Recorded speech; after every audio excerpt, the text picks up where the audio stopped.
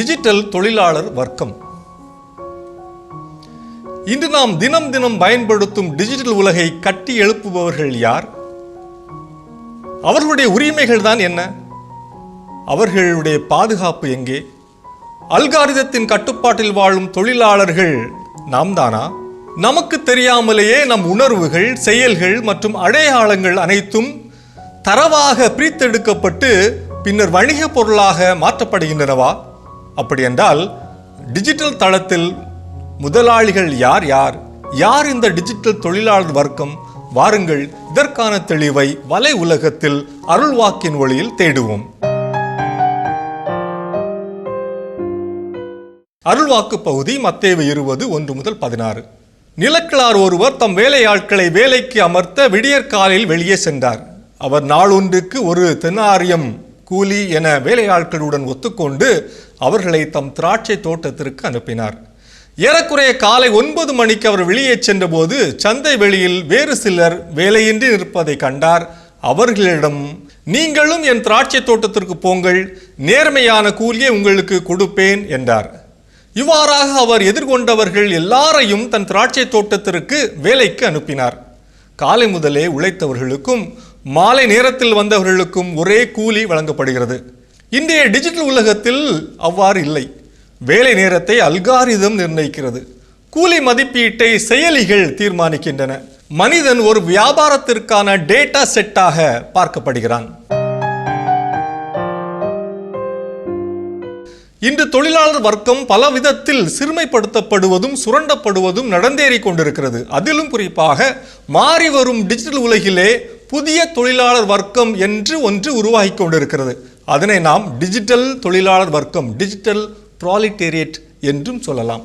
Digital முதலாளித்துவத்தின் கையில் இருக்கின்ற இணையமும் டிஜிட்டல் தொழில்நுட்பமும் இயங்குவதற்கு தங்களின் நேரம், கவனம், உழைப்பு மற்றும் தரவுகளை வழங்கும் டிஜிட்டல் உழைப்பாளர்களை குறிக்கும் ஒரு புதிய சொல்லாடல்தான் டிஜிட்டல் தொழிலாளர் வர்க்கமாகும்.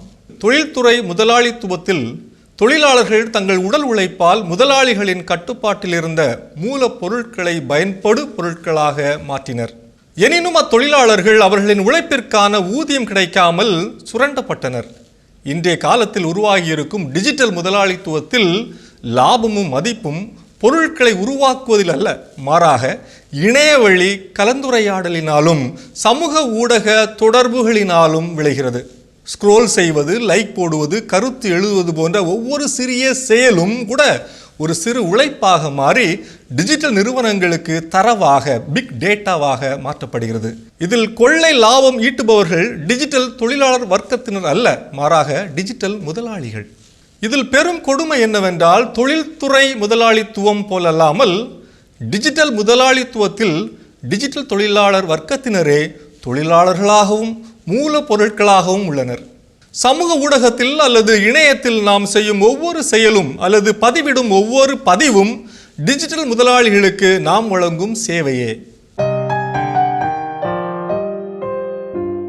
பொருளாதாரத்தையும் மனிதர்களின் எண்ணங்களையும் கட்டுப்படுத்தும் டிஜிட்டல் முதலாளிகளின் மாய வலையாகிய அல்காரிதத்திற்குள் நாம் சிக்கிக்கொள்ளாமல் நம்மையே நாம் தற்காத்து கொள்ள வேண்டும்.